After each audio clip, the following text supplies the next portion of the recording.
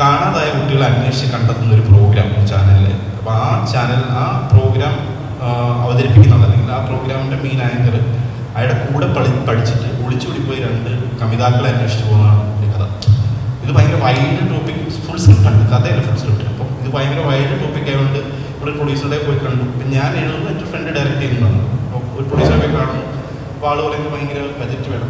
അന്നത്തെ കാലത്ത് അതിന് 10-12 കോടി രൂപ വേണം. അപ്പോൾ അത് വേണ്ടാന്ന് വെച്ചു. ഒരു ചെറിയ പടം എഴുതാമെന്ന് വിചാരിച്ചിട്ട് ഞാൻ വേറൊരു സ്ക്രിപ്റ്റ് എഴുതി. ഫംഗസ് എന്നാണ് എൻ്റെ പേര്. അത് ഒരു ഭർത്താവ് മരിച്ചുപോയൊരു സ്ത്രീ, അയാളൊരു സയൻറ്റിസ്റ്റായിരുന്നു. അപ്പോൾ അവർ പിന്നീട് വീട്ടിലേക്ക് മാറി താമസിക്കുകയും ആ വീട്ടിൽ ഭയങ്കരമായിട്ട് കൂണുകൾ ഉണ്ടാവുകയും ചെയ്യുന്ന ഒരു കൺസെപ്റ്റായിരുന്നു സിനിമ. അതും നടന്നില്ല. അതിനുശേഷം ഉദാഹരണം സുജാത എന്ന് പറഞ്ഞ സിനിമയുടെ ഡയറക്ടർ കോട്ടയത്തെ നാടൻ പന്തുകളെ ബേസ് ചെയ്തിട്ടൊരു സ്ക്രിപ്റ്റ് എഴുതാമെന്ന് ചോദിച്ചു. കോട്ടയം പോരാട്ടം എന്നുള്ള പേരിൽ ആ സ്ക്രിപ്റ്റ് എഴുതി. അതൊരു 3-4 തരത്തിലെഴുതി. ആദ്യം ഒരു കോമഡി ജോണറിൽ എഴുതി, അതിനുശേഷം അതൊരു ആക്ഷൻ മൂഡിലേക്ക് മാറ്റി, അങ്ങനെ. പക്ഷെ ആ സിനിമ നടന്നില്ല. അതിനുശേഷം സിനിമയുടെ ഡയറക്ടർ ഡയാന സിൽവസ്റ്റർ എന്ന് പറഞ്ഞ ലേഡി, അവരോടൊരു കോമഡി സിനിമ എഴുതാമെന്ന് ചോദിച്ചിട്ട് അങ്കമാലി ബേസ് ചെയ്തിട്ടൊരു കോമഡി സിനിമ ഫുൾ ഇത് എഴുതി. അതും നടന്നില്ല. അതിനുശേഷം അമേരിക്കയിൽ ജോലി ചെയ്യുന്ന അമേരിക്കയിൽ തന്നെയുള്ള പ്രൊഡ്യൂസറായ ഒരു കക്ഷി, ആ പുള്ളി കുട്ടനാട്ടിലെ 4 പേരെ അമേരിക്കയിൽ കൊണ്ടുപോയിട്ട് ഡ്രാഗൺ പോട്രീസ് കളിപ്പിക്കുന്നു എന്ന് പറഞ്ഞിട്ടൊരു വള്ളംകളി ബേസ് ചെയ്തൊരു കഥ എഴുതാം. അതിരുന്നു. അതിൻ്റെ ഫുൾ സ്ക്രിപ്റ്റ് എഴുതി. അങ്ങനെ ഞാൻ പിന്നെ ഇത് കൂടാതെ എൻ്റെ 2 ഫ്രണ്ട്സിന് വേണ്ടിയിട്ട് 2 സ്ക്രിപ്റ്റ് എഴുതി. അതിലൊരെണ്ണമാണ് ഇപ്പോൾ വരാഹം എന്ന് പറയുന്ന സിനിമയായത്. അങ്ങനെ ഇത്രയും സിനിമ എഴുതാൻ ഒരു സിനിമ എഴുതുന്നു. അപ്പോൾ ഇത് നടക്കും എന്ന് നമ്മൾ എഴുതുന്നു. അപ്പോൾ ഇത് കഴിയുമ്പോഴൊന്നും നോക്കി ഇത് നടക്കില്ല. അവനോട് നിർത്തുകയല്ല, അടുത്ത സിനിമ എഴുതുകയാണ്, അടുത്ത കഥ ആലോചിച്ച് അടുത്ത സിനിമ എഴുതുകയാണ്. അത് ഇതൊരു നിരന്തരം പരിപാടി. നമ്മളിത് എഴുതിക്കൊണ്ടിരിക്കുക, അല്ലെങ്കിൽ സിനിമ ആൾക്കാരോട് ഡിസ്കസ് ചെയ്തുകൊണ്ടിരിക്കുക, പറഞ്ഞുകൊണ്ടിരിക്കുക എന്നുള്ളൊരു പ്രോസസ്സാണ്. അപ്പം ഏതെങ്കിലും ഒരെണ്ണം ഓണാവും. അവസാനം ശേഷം മേക്കിൽ ഫാത്തിമ എഴുതി. അത് ഈ വരനെ ആവശ്യമുണ്ട് സമയത്ത് കല്യാണിയോട് പറഞ്ഞിട്ട് കല്യാണിക്ക് ഇഷ്ടപ്പെട്ടു. ആ സമയത്ത് അതിനൊരു പ്രൊഡ്യൂസർ ഉണ്ടായിരുന്നു. ആ സമയത്ത് ആദ്യം ഒരു പ്രൊഡ്യൂസർ വന്നു, ആ പ്രൊഡ്യൂസർ മാറി, വേറെ പ്രൊഡ്യൂസർ വന്നു, ആ പ്രൊഡ്യൂസർ മാറി. പക്ഷെ ആ കഥ കല്യാണിക്ക് വർക്ക് ആയതുകൊണ്ട് കല്യാണി അതിൽ സ്റ്റിക്ക് ചെയ്തിരുന്നു. ഇതിനിടയ്ക്ക് ഞാൻ എഴുതുന്നതിനിടയ്ക്ക് ഞാൻ എൻ്റേതായ പഠനങ്ങൾ സിനിമയെക്കുറിച്ച് നടത്തി. സിനിമ ഓണായി. ആക്ച്വലി പറഞ്ഞാൽ ഈ ഫസ്റ്റ് സിനിമയുടെ അഡ്വാൻസിൻ്റെ അക്കൗണ്ടിൽ വന്നതിന് ശേഷമാണ് ഞാൻ റിസൈൻ ചെയ്തത്. നിങ്ങളത് പണിയെടുക്കാതിരിക്കാനുള്ളൊരു തന്ത്രമായിട്ട് ഞാൻ പറയുന്നുള്ളൂ. കാരണം ഇപ്പോൾ വരാഹം നമ്മൾ എഴുതിയിരിക്കുന്ന 9 ദിവസം ഉണ്ടാവും. 9 ദിവസം എടുത്തുകൊണ്ട് വരാഹത്തിന് ഫുൾ സ്ക്രിപ്റ്റ് എഴുതുന്നത്. കാര്യം ഒരു ദിവസം നമ്മൾ സുരേഷ് ഏട്ടൻ്റെ കഥ പറഞ്ഞു. പുള്ളി ആദ്യം ഞാൻ ആലോചിക്കട്ടെ എന്ന് പറഞ്ഞു. കാരണം അത് കുറച്ച് ഡിഫറെൻ്റ് ആയിട്ടുള്ള ഒരു പരിപാടിയാണ്. പുള്ളി ചെയ്യാത്തൊരു സാധനമായിട്ട് പുള്ളി ആലോചിക്കണം എന്ന് പറഞ്ഞു. അതിനുശേഷം പുള്ളി ഒരു ദിവസം കൊച്ചി വന്നിട്ട് പുള്ളി പറഞ്ഞു, ഞാൻ PM കാണാൻ പോവുകയാണ്. തിരിച്ചു വരുമ്പോൾ പുള്ളി ഒരു 4-ാം തീയതിയാണ് പോകുന്നത്. പുള്ളി തിരിച്ചു വരുന്നത് ഒരു 15-ാം തീയതിയാണ്. അപ്പം എൻ്റെ ഫുൾ സ്ക്രിപ്റ്റ് വേണം. അപ്പം ഞാൻ പറഞ്ഞു, ചേട്ടാ എൻ്റെ 1 ഡേ ഉള്ളൂ. പുള്ളി പറഞ്ഞാൽ ഒരു 8-9 ദിവസമല്ലേ, അതൊക്കെ ധാരാളം എന്ന് പറഞ്ഞു. ആ 9 ദിവസം കൊണ്ട് നമ്മൾ ഫുൾ സ്ക്രിപ്റ്റ് എഴുതി തീർക്കണം. ശരിക്കും നമ്മൾ അതിന് മുമ്പ് എത്രത്തോളം റിസർച്ച് ചെയ്യുന്നു എന്നുള്ളതാണ്. ഇപ്പം ഞാൻ ആനവേട്ടയെക്കുറിച്ചും അടുത്തിൻ്റെ ഒരു പടം ആനവേട്ട എന്ന് പറഞ്ഞിട്ട് ടെലിവിഷൻ പടം നമ്മൾ പ്ലാൻ ചെയ്യുന്നത്.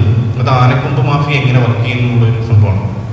അതിൻ്റെ റിസർച്ചിന് വേണ്ടി നമ്മൾ കുറേ നടന്നിട്ടുണ്ട്. അതായത് ഇടമലയാർ ആനവേട്ട കേസ് നിങ്ങൾക്ക് അറിയാവുന്നത്. ഇടമലയാർ ആനവേട്ട കേസിലെ ഓൾമോസ്റ്റ് എല്ലാ പ്രതികളെയും നമ്മൾ പോയി നേരിട്ട് കണ്ടു. ഇപ്പം ജീവിച്ചിരിക്കുന്ന എല്ലാ പ്രതികളെയും നേരിട്ട് കണ്ടു. കുറേ ഫോറസ്റ്റേഴ്സിനെ കണ്ടു. തമിഴ്നാട്ടിലെ ഉണ്ണി എന്ന് പറഞ്ഞൊരു ആനക്കൊമ്പ് ആനയെ വേട്ടയാടുന്ന ഒരാളുണ്ട്. അയാൾ ആനയെ ഡയറക്റ്റ് പോയി വെടിവെച്ചു വന്ന ആളാണ്. ആ ആളെ നമ്മൾ അവിടെ പോയി കണ്ടു. ഈ ആനയെ വെടിവെച്ചു കൊടുക്കുന്ന തോക്ക് തന്നെയാണോ ഉണ്ടാക്കുന്നത്, അങ്ങനത്തെ കുറേ റിസർച്ച് ചെയ്തു. അപ്പോൾ ആ പണിയെടുക്കാനായിട്ട് കുറച്ച് സമയം വേണ്ടിയിരുന്നു. നമ്മൾ ട്രാവൽ ചെയ്യുന്ന ആൾക്കാരെ കാണുന്നു, മീറ്റ് ചെയ്യുന്നു, അവരുടെ കഥ കേൾക്കുന്നു, ആ കഥ നമുക്ക് എങ്ങനെ സ്ക്രിപ്റ്റിലേക്ക് ഇംപ്ലിമെൻറ്റ് ചെയ്യാൻ പറ്റും. അപ്പം നമ്മുടെ ഒരു ചെറിയ നാരോ വൺലൈൻ മാത്രമേ കാണുള്ളൂ. ഈ റിസർച്ചിന് ശേഷം ഞാൻ ചെയ്യുന്നത് ഒരു വൺലൈൻ എഴുതുക എന്നുള്ളത്. വൺലൈൻ എന്ന് വെച്ചാൽ ചിലപ്പോൾ സീനായിട്ടായിരിക്കും. ആദ്യത്തെ സാധനം സീനായിട്ട് എഴുതാനായിരിക്കും നമുക്ക് തോന്നുന്നത്. അപ്പോൾ സീനായിട്ട് തന്നെ എഴുതും. അതായത് സ്റ്റക്ക് ആകാതിരിക്കുക എന്നുള്ളതാണ് ഇതിൻ്റെ ഒരു ബേസിക് തന്ത്രം. നമ്മൾ എഴുതി ഒരാളിങ്ങനെ അവിടെ നിന്ന് എന്തെങ്കിലും ഒരു കഥ. ഇപ്പം ഇതൊരു മാഫിയക്കെതിരെ ഒരാൾ പോരാടുന്ന കഥയാണ്. അപ്പം നമ്മളിങ്ങനെ എഴുതി പോകുമ്പോൾ ചിലപ്പോൾ അവിടെ ഇങ്ങനെ സ്റ്റക്ക് ആവുകയാണെങ്കിൽ അത് സ്കിപ്പ് ചെയ്യും. ബാക്കി കഥ നമുക്കറിയാമല്ലോ. ഇവിടുന്ന് ഇങ്ങോട്ടുള്ള ഒരു ടേണിംഗ് പോലും ചിലപ്പോൾ നമുക്ക് കിട്ടത്തില്ല, ഒരു ട്വിസ്റ്റ് കിട്ടത്തില്ല. അപ്പോൾ അതവിടെ തന്നെ ഇട്ടിട്ട് അന്ന് സ്കിപ്പ് ചെയ്തിട്ട് ബാക്കി കഥ എഴുതും. അങ്ങനെ എഴുതി ഇത് കംപ്ലീറ്റ് ചെയ്യും. എങ്ങനെയെങ്കിലും ഇത് എഴുതി ചിലപ്പോൾ സീനായിട്ട് തുടങ്ങും, അല്ലെങ്കിൽ ചിലപ്പം ഒരു സീൻ ഇതെങ്ങനെ കൊണ്ടുപോകണമെന്ന് അറിയാത്തതുകൊണ്ട് അയാളെ കൊന്നു എന്ന് എഴുതും. അത് എങ്ങനെ കൊന്നു ചിലപ്പോൾ നമുക്ക് അന്നേരം ആലോചിച്ചുകൊണ്ടിരുന്ന് ചിലപ്പോൾ സ്റ്റക്ക് ആവുന്ന തോന്നുമ്പോൾ അയാൾ കൊന്നു മാത്രം എഴുതിയിട്ട് അങ്ങനെ പോയിട്ട്. അപ്പോൾ അതൊരു 10-20 പേജ് വേണം. അത് അവിടെ വെക്കും. ഒരാഴ്ച ഒരാഴ്ച അത് വെച്ചതിന് ശേഷം നമുക്ക് ഭയങ്കര അടുപ്പമുള്ള ആർക്കെങ്കിലുമൊക്കെ വായിക്കാൻ കൊടുക്കും, നമ്മൾ എഴുതുന്നത് മനസ്സിലാകുന്ന ആർക്കെങ്കിലും വായിക്കാൻ കൊടുക്കും. ഇതിനകത്ത് സിനിമ ഉണ്ടോ നമ്മൾ ഒന്ന് ആലോചിക്കും. അപ്പോൾ അതിനകത്ത് സിനിമ ഉണ്ടെന്ന് മനസ്സിലായാൽ അതിൻ്റെ പിന്നെ അത് വെച്ചിട്ട് സീൻ ഓർഡർ ഉണ്ടാക്കുന്നില്ല, സീൻ എഴുതത്തേ ഉള്ളൂ. സീൻ ഓർഡർ ഉണ്ടാക്കി പിന്നെ എഴുതുന്ന പരിപാടിയാണ്. ആദ്യത്തെ ഒരു ഡ്രാഫ്റ്റ് എഴുതി കഴിയുമ്പോൾ നമുക്ക് മനസ്സിലാവും എന്തൊക്കെ മണ്ടത്തരങ്ങളുണ്ടാകും. പിന്നെ അത് പൊളിക്കും. അങ്ങനെ ഒരു 5-6 ഡ്രാഫ്റ്റ് എഴുതി കഴിയുമ്പോഴത്തേക്കും ഓൾമോസ്റ്റ് ഒരു സ്ക്രിപ്റ്റ് ആവും പ്രസൻറ്റ് ചെയ്യാൻ പറ്റുന്നത്. പിന്നെ എൻ്റെ ഒരു പ്രശ്നം, എനിക്ക് ഫുൾ സ്ക്രിപ്റ്റ് ഇല്ലാതെ പോയിട്ടൊരാളോട് പ്രസൻറ്റ് ചെയ്യാൻ ഭയങ്കര ബുദ്ധിമുട്ടാണ്. ഞാൻ എപ്പോഴും ഫുൾ സ്ക്രിപ്റ്റ് എഴുതാനാണ് ശ്രമിക്കുന്നത്. ഇവരോടൊന്നും സജസ്റ്റ് ചെയ്യുന്നത് അത് തന്നെയാണോ? അത് കുറച്ചുകൂടി എളുപ്പവും നമ്മളതിൻ്റെ പിറകിൽ കുറച്ച് പണിയെടുത്തിട്ടുണ്ടെന്ന് ഈ പ്രൊഡ്യൂസേഴ്സിനെയൊക്കെ ബോധ്യപ്പെടുത്തുന്നതിന് ഈ ഫുൾ സ്ക്രിപ്റ്റായിട്ട് ചെല്ലുന്നത് തന്നെയല്ലേ? പക്ഷേ നമ്മൾ ഈ ചേഞ്ച് ചെയ്യുന്ന കാലഘട്ടം അനുസരിച്ചിട്ട് ഇപ്പോഴത്തെ ഒരു സംഭവം എന്താണെന്ന് വെച്ചാൽ ഇവർ പിച്ച് ഡെക്ക് ആയിരിക്കും പറയും. പിച്ച് ഡെക്ക് എന്ന് പറഞ്ഞൊരു സംഭവം ഉണ്ടാവും. അതായത് എങ്ങനെയാണ് ഈ ക്യാരക്ടർ ഇരിക്കുന്നത്, ഈ ക്യാരക്ടറിൻ്റെ ലുക്ക് എന്താണ്. അപ്പം നേരത്തെ നമ്മൾ പോയി പറയുകയും ചെയ്യും. ഇപ്പം എന്താണെന്ന് വെച്ചാൽ ഇപ്പം എ ആർട്ടിസ്റ്റുകളുണ്ട്. ഇവർക്ക് ഭയങ്കര 15,000 മുതലാണ് ഇവർ ചാർജ് ചെയ്യുന്നത്. അപ്പം നമുക്കൊരു പ്രൊഡ്യൂസർ കിട്ടുവാണെങ്കിൽ അവർ ആ ത്രൂ ആൾക്കാർ വഴി ഈ ആർട്ടിസ്റ്റുകളെ വെച്ചിട്ട് നമ്മൾ ഇവരുടെ ലുക്ക് വരയ്ക്കും. ലുക്ക് ആൻഡ് ഫീൽ എങ്ങനെയായിരിക്കും എന്ന് നമ്മൾ ഉണ്ടാക്കും. മെയിൻ ക്യാരക്ടേഴ്സ് മാത്രം ഒരു 4 പേരാണെങ്കിൽ ആ 4 പേര്. പിന്നെ ഒരു പേജിന് എന്താണ് ഈ കഥ എന്നുള്ളൊരു സാധനം എഴുതും. പിന്നെ ഒരു 2 പേജിന് കുറച്ചുകൂടെ ഡീറ്റെയിൽ ആയിട്ടുള്ളൊരു സംഭവമാണ്. ഒരു പ്രിമൈസും ഉണ്ടാവും, ഒരു പ്ലോട്ടും ഉണ്ടാവും പിച്ച് ഡെക്കിനകത്ത്. പിന്നുള്ളൊരു സംഭവം എന്ന് വെച്ചാൽ നമ്മൾ എങ്ങനെയാണ് ഇതിൻ്റെ ഒരു കളർ എന്താണ്, പടത്തിൻ്റെ ലുക്ക് എങ്ങനെയാണ് എന്ന് പറഞ്ഞിട്ടൊരു സംഭവം ഉണ്ടാക്കും. അപ്പോൾ അതിന് വേണ്ടിയിട്ട് നമുക്ക് കുറേ വെബ്സൈറ്റുകളുണ്ട്. അതായത് ഈ സിനിമയുടെ തന്നെ വെബ്സൈറ്റുകളുണ്ട്. പേര് നമുക്ക് അതിൽ നമ്മൾ സെർച്ച് ചെയ്യാമെങ്കിൽ നമുക്ക് വേണ്ടി വരുന്ന തരത്തിലുള്ള ഫ്രെയിംസ് കാണും. ഇപ്പം നമ്മൾ ഉദ്ദേശിക്കുന്ന കളർ ഇപ്പോൾ ഒരു ഗ്രീൻ, ഇപ്പോൾ സിനിമയ്ക്ക് ഒരു കളർ ഉണ്ടാവും. എല്ലാ സിനിമയ്ക്കും നമ്മൾ ഷൂട്ട് ചെയ്യുന്നതിന് മുമ്പ് ആ കളർ തീരുമാനിക്കണം. ഇപ്പോൾ നമ്മൾ ഒരു ആക്ഷൻ സിനിമയിലാണ് ചെയ്യുന്നതെങ്കിൽ ആ ആക്ഷൻ സിനിമയ്ക്ക് ഏത് കളറിലാണ് നമ്മൾ റെഡ് അങ്ങനെ കളർ പാലറ്റ് ഉണ്ടാക്കണം ആദ്യം. അപ്പോൾ ആ കളർ പാലറ്റ് തീരുമാനിച്ചിട്ട് അതിനനുസരിച്ചിട്ടുള്ള ഫ്രെയിംസ് നമ്മൾ ഓൾറെഡി അവിടെ വെക്കും. അങ്ങനെ ഒരു പിച്ച് ഡെക്ക് ഉണ്ടാക്കി. ഈ പിച്ച് ഡെക്കാണ് അയക്കുക. പിച്ച് ഡെക്ക് ഒരു 20 പേജ് അല്ലെങ്കിൽ 15 പേജ് കാണുന്നത്. ഈ പിച്ച് ഡെക്കാണ് ഇവർ അയച്ചു. അത് വെച്ചിട്ടാണ് നമ്മൾ ആൾക്കാരിലേക്ക് ഇപ്പോഴത്തെ കാലത്ത് പിച്ച് ചെയ്യുന്നത്. ഈ മാധ്യമപ്രവർത്തകനായതുകൊണ്ട് ഈ വിവരങ്ങൾ കിട്ടാൻ കുറച്ച് എളുപ്പമുണ്ടായിരുന്നു ഈ ഗവേഷണത്തിൻ്റെയൊക്കെ സമയത്ത്. അത് ആക്ച്വലി എളുപ്പമാണ്. കാര്യം ഞാനൊരു 16 വർഷം 17 വർഷം ജേർണലിസ്റ്റ് മനോരമയിൽ ക്രൈം റിപ്പോർട്ടറായിരുന്നു. അപ്പം നമുക്ക് പോലീസ് അല്ലെങ്കിൽ ഫോറസ്റ്റ് അവരുടെ ഇതൊക്കെ വിവരം കോണ്ടാക്ട് കിട്ടാൻ കുറച്ച് എളുപ്പമാണ്. പക്ഷേ എനിക്ക് തോന്നുന്നു അതിനേക്കാളും എക്സസ് നിങ്ങൾ സിനിമ ചെയ്യാൻ പോവുകയാണെന്ന് പറഞ്ഞിട്ട് ഇവരോട് സമീപിച്ചാൽ വിവരങ്ങൾ തരും. ഞാൻ ഒറിജിനൽ കഥകൾ ആൾക്കാരുടെ അടുത്ത് പോയി കേട്ടാൽ നമ്മൾ പറയുന്ന നമ്മൾ ചിന്തിക്കുന്നതിനപ്പുറത്തുള്ള വിചിത്രമായ കഥകളൊക്കെ ഞാൻ കേട്ടിട്ടുണ്ട്. നമ്മൾ ആൾക്കാരുടെ ഒറിജിനൽ കഥകൾ ഇപ്പം കഴിഞ്ഞ 2 ആഴ്ച മുമ്പ് എൻ്റെ ഭാഗമായിട്ട് പറയുന്നൊരു കഥയാണ്. എൻ്റെ സുഹൃത്തുണ്ട്, പുള്ളി മനോജ് എന്നാണ് പേര്. ആള് അടിമാലിയപ്പുറത്ത് ഒരു റിസോർട്ട് നിർത്തുന്ന ആളാണ്. വേലത്തോട്ടൊക്കെയുള്ള ഒരു ലക്ഷ്യമാണ്. അപ്പം ഞങ്ങൾ മനോജ് ചേട്ടൻ്റെ അവിടെ പോയിട്ട് ഇങ്ങനെ സംസാരിച്ചപ്പോൾ പുള്ളി ഒരു രസമുള്ള കഥ പറഞ്ഞു. അതായത് അവരുടെ പള്ളിയുമായി ബന്ധപ്പെട്ട് 2 ഗ്യാങ്ങുകളുണ്ടായിരുന്നു. കുട്ടി ഗ്യാങ്ങുകൾ, ഒരു സ്കൂളിലൊക്കെ പഠിക്കുന്ന കുട്ടി ഗ്യാങ്ങുകൾ. അപ്പോൾ ഈ ഗ്യാങ്ങുകൾ തമ്മിൽ ഒരു പള്ളി പെരുന്നാളിന് ഭയങ്കര അടിയായിരുന്നു. ഈ 2 ഗ്യാങ് തമ്മിൽ ഭയങ്കര ശത്രുതയും, എല്ലാ നാട്ടിലുള്ളവരും ഭയങ്കര ശത്രുതയും. അതിനുശേഷം ഇതൊക്കെ കഴിഞ്ഞ ഈ സംഭവം കഴിഞ്ഞു. ഇവരെല്ലാവരും വലുതായി. ഇതിൽ ഈ ഒരു ഗ്യാങ്ങിൻ്റെ ലീഡർ, ഇപ്പോൾ അയാളുടെ പേര് രഘു എന്നാണെങ്കിൽ അയാൾ ആ നാട്ടിലെ അയാൾ പട്ടാളത്തിൽ പോയി, പട്ടാളത്തിൽ ചേർന്നു. മറ്റേ ഗ്യാങ്ങിൻ്റെ ലീഡറിൻ്റെ പേര് ഇപ്പം മെൽബിൻ എന്നാണെങ്കിൽ ഈ മെൽബിനൊരു ജോലിയുണ്ട് അല്ലാതെ കൊച്ചിയിൽ. പക്ഷേ മെൽബിനാണ് അവരുടെ നാട്ടിലേക്ക് പോത്തുകളെ ഇറക്കുന്നത്. വെള്ളിയാഴ്ച മെൽബിൻ ഇറക്കുന്ന പോത്തുകളെയാണ് അവിടെ വെട്ടുന്നത്, ആ സ്ഥലത്ത് വെട്ടുന്നത്. അപ്പം ഈ രഘുവും മെൽബിനും ഭയങ്കര ശത്രുതയാണ്. ഇവർ 2 ഗ്യാങ്ങുകളുണ്ട്. അപ്പോൾ ഈ രഘുവിൻ്റെ പെങ്ങളുടെ ഇത് നടന്നാതെയാണ് രഘുവിൻ്റെ പെങ്ങളുടെ കല്യാണം വരുമ്പം രഘു പട്ടാളത്തിന് അവധിക്ക് വരുന്ന സമയത്ത് ഇവർ തീരുമാനിക്കുന്നു എല്ലാവരുമായിട്ട് കമ്പനി ആകാൻ തീരുമാനിക്കുന്നു. അങ്ങനെ ഇവരെ എല്ലാവരെയും വിളിച്ചിട്ട് രഘു കൊണ്ടുവന്ന് കുപ്പിയൊക്കെ കൊടുത്ത് വൻ പാർട്ടി നടക്കുന്നുണ്ട്. പാർട്ടി നടക്കുമ്പോഴത്തേന് അവിടെ ഈ മെൽബിൻ പോയിട്ട് അവിടുത്തെ ഒരു ബീഫ് എടുത്ത് വാലിട്ട് പറഞ്ഞ് പഴയ മൂത്ത ബീഫാണല്ലോ എന്ന് പറഞ്ഞു.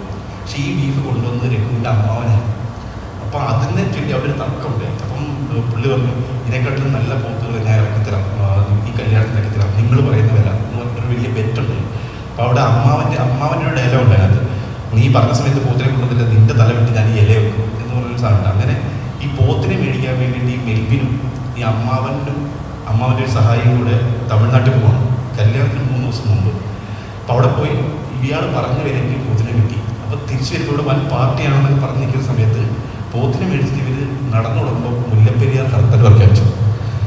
ഇങ്ങോട്ട് അവർക്ക് വരാൻ പറ്റത്തില്ല.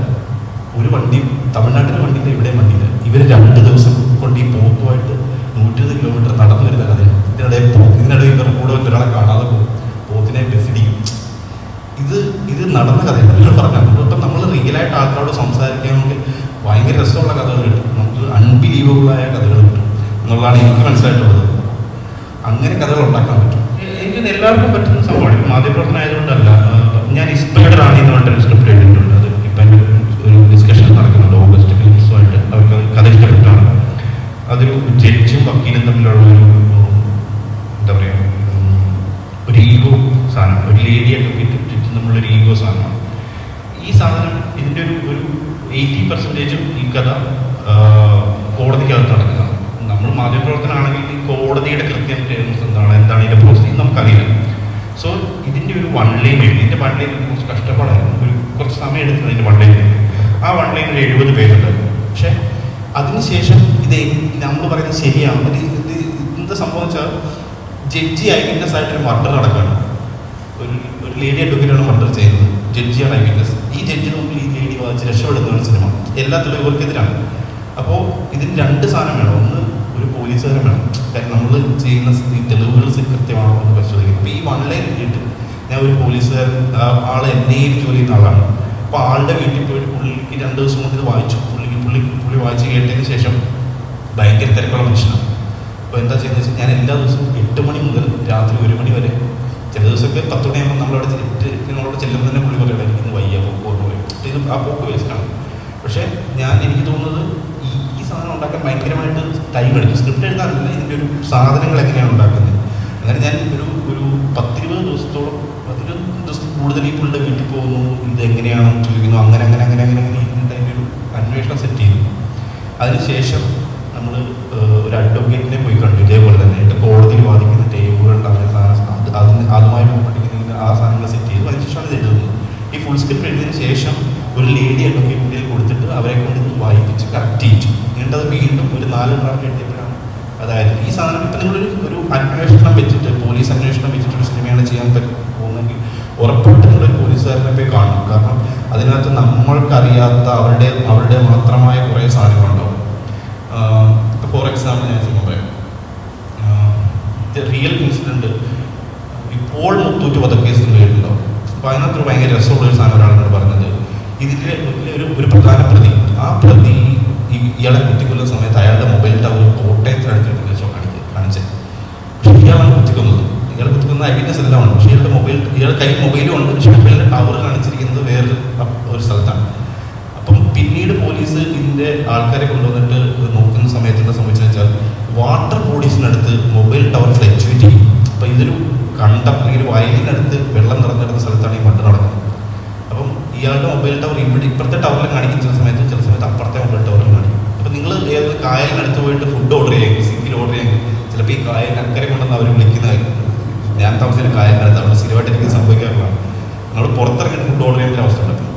ഈ സാധനം ഒരു പോലീസുകാരൻ പറഞ്ഞിട്ടുണ്ടാകും. അപ്പം ഇത്തരം ചെറിയ ഡീറ്റെയിൽസാണ് സിനിമയെ ഇപ്പം നമ്മൾ പറയുന്ന ബ്രില്യൻസോ അല്ലെങ്കിൽ അതിൻ്റെ ടിസ്റ്റുകളോ ഒക്കെ ഉണ്ടാക്കുന്നത്. അത് ശരിക്കും നിങ്ങൾ പോലീസുകാരോട് ചോദിച്ചു കഴിഞ്ഞാൽ അവരുടെ ഒരു അന്വേഷണം ഉണ്ടാവും. അവർ ഏത് ഇതിലെവിടെയാണ് പോകുന്നത്, എങ്ങനെയാണ് ഈ അന്വേഷണം നടത്തുന്നത് എന്നൊക്കെ പറഞ്ഞിട്ട് ഇവിടുത്തെ അതായത് നിങ്ങൾ ഇപ്പോൾ വരുന്ന എല്ലാ മർഡർ കേസുകളും അതിൻ്റെ അന്വേഷണവും വായിച്ചു നോക്കിക്കഴിഞ്ഞാൽ, പത്രത്തിൽ വായിച്ചാൽ ചില അന്വേഷണം മാത്രം മാറി നിൽക്കുന്ന ഒരു സാധനമായിട്ട് തോന്നാം.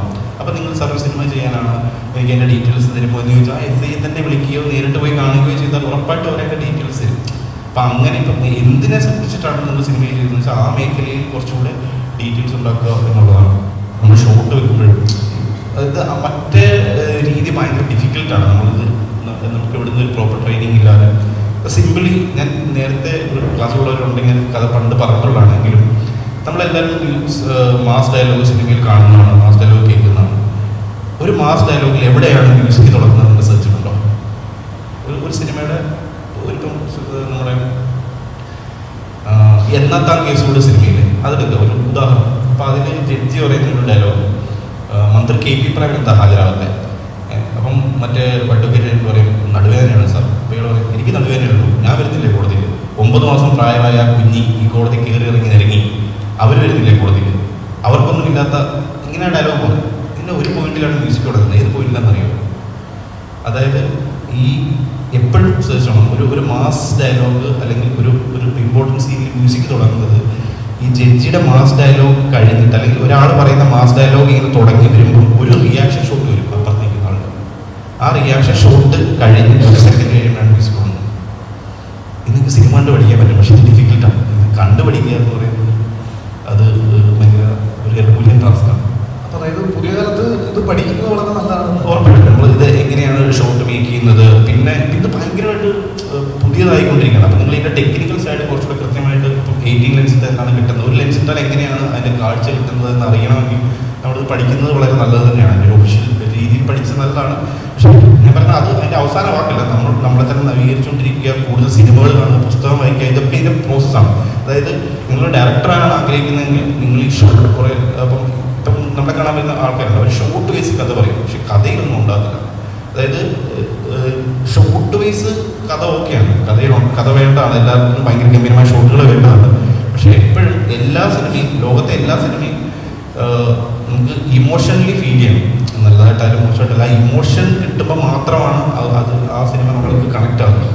സോ ഈ ടെക്നിക്കൽ സാധനം നമ്മൾ കൃത്യമായി പഠിക്കുന്നതോടൊപ്പം നമ്മളല്ലാത്ത ബുക്കുകൾ വായിക്കുക. സിനിമ ഡയറക്ടറാണെങ്കിൽ നിങ്ങൾ എല്ലാ മേഖലയിലും നിങ്ങൾ പുതിയ പാട്ടുകൾ കേൾക്കുക, പുതിയ മ്യൂസിക്കിൽ പുതിയ എന്താണ് സംഭവിക്കുന്നതെന്ന് അറിയുക, പുതിയ സിനിമകൾ കാണുക, അങ്ങനത്തെ എല്ലാ സാധനവും നിങ്ങൾ അറിഞ്ഞിരിക്കുക എന്നൊരു സംഭവമാണ്. ഒരു ഷോട്ട് കൺസിഡർ ചെയ്യുന്ന സമയത്ത് നമ്മളൊരു ഷോട്ട് പറയുമ്പോൾ നിങ്ങൾ പുതിയ ആളാണെങ്കിലും പഴയ ആളാണെങ്കിലും നിങ്ങൾ 2 സിനിമ 3 സിനിമ ചെയ്തിട്ടാണെങ്കിലും പിന്നെ കുറേ അഭിപ്രായം വരും. ഇപ്പോൾ ചീഫ് അസിസ്റ്റൻ്റ് ഉണ്ട്, ഈ ഷോട്ടിങ് ഒരാൾ ഈ ഷോട്ട് ഇങ്ങനെ എടുത്താലോ ചോദിക്കും, ആർട്ടിസ്റ്റിനോട് സജഷൻ പറയും.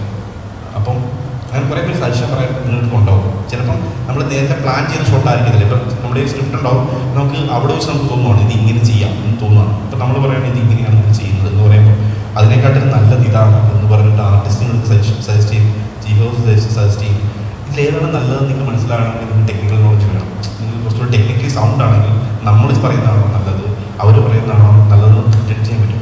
പിന്നെ സിനിമയുടെ ഒരു ഹൈറാർക്കി വെച്ചിട്ടും സിനിമയുടെ ഒരു ടോട്ടൽ സ്വഭാവം വെച്ചിട്ടും ഡിസിഷൻ മേക്കിംഗ് ഭയങ്കര ഇമ്പോർട്ടൻ്റ് ആണ്. നിങ്ങൾ ടക്ക് ഡിസിഷൻ എടുത്തിരിക്കണം. അപ്പം നിങ്ങൾ പറയുന്നത് തെറ്റായിരിക്കും ശരിയല്ലേ, നിങ്ങൾ ഡിസിഷൻ ഭയങ്കര ഇമ്പോർട്ടൻ്റ് ആണ്.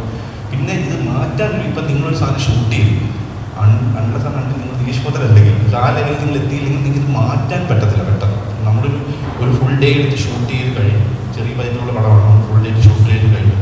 പിന്നെ നിങ്ങൾക്ക് തോന്നുവാണ് ഇതല്ല വേണ്ടിയിരുന്നത്, വേറൊരു സാധനമാണ് വേണ്ടിയിരുന്നതെന്ന് തോന്നുവാണ്.